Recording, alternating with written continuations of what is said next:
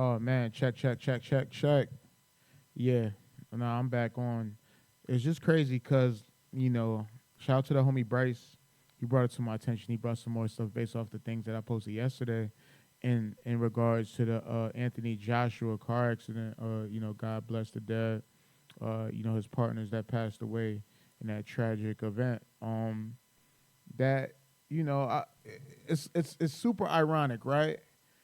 If you guys seen the fight that happened a couple weeks ago between Jake Paul and Anthony Joshua, you knew after Anthony Joshua knocked him out, allegedly broke his jaw. You could see that right after the fight, the Dave Chappelle special came on, right? So if you've seen this, let me bring it up. You can see the joint on my screen right now, I think. But the Dave Chappelle special, like Unstoppable, went live. Crazy special, Dave. It wasn't really it wasn't really more about jokes. It was just more so like a historical narrative and just critique on life as it is and the hypocrisies of the different things that are kind of going on. One of the things that I found interesting, and like I said before, this special came on directly after the Jake Paul Anthony Joshua fight. And one of the things that I found super interesting was he had a bit talking about heavyweight fighter and champion of the world, Jack Johnson. If you don't know Jack Johnson, Jack Johnson was a boxer back in the early 1900s that went really crazy. You know what I mean? He was like the first heavyweight champ, like the real one. He was big. He was darkly melanated. You know what I'm saying?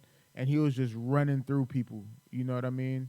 And Dave Chappelle just basically talked about how I think Jack Johnson had like just so much audacity because he's basically beating the mess out of like all of these white people at the time, all these pilgrims at the time. And he's messing with white women. He's driving fast cars, and the whole of America, Pilgrim America hated him. They hated him. They didn't want to see somebody that audacious, that big, that strong, and they wanted to take him out. So, I think Dave kind of went in. Let me see if I could pull it up, a little bit of it. Let me see what I'm talking. I don't want to get flagged, so I'm gonna turn it down Jack a little Johnson bit. defended his title against Jim Jeffries on the 4th of July. So I guess he fought a guy named Jim Jeffries, who was heavyweight champion of the world, and he was like basically the great white hope. And Jack Johnson was kind of retired. He came out of retirement to fight him because a lot of the pilgrims in America said that he couldn't beat Jim Jeffries. This is where the phrase "the great white hope" came from. They were dying to find any white man that could put this nigga in his place. I'll tell you what, on the 4th of July, Jim Jeffries was not the guy. Yeah. So Jack Johnson beat the hell out of Jim Jeffries, right? He beat him, and like pretty relatively easy, like comparable to the Anthony Joshua Jake Paul fight. And oddly enough, right? If you look at Jack Johnson's cause of death, which is right here, and Dave mentioned it very, very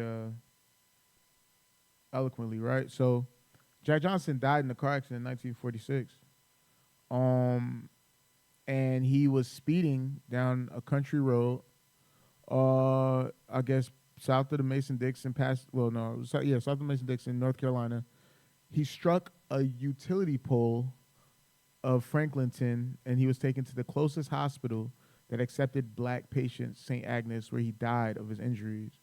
Although he was, from that era of the, the 40s, 30s, 40s, 20s, 30s, 40s, it's just ironic. He got into a car accident that claimed his life. And to be honest, and it like kind of like a quick segue of what Dave said, it was a part of his bit, was basically like, how fast is speeding in 1946? You know what I'm saying? Like, he ran into a pole doing 20.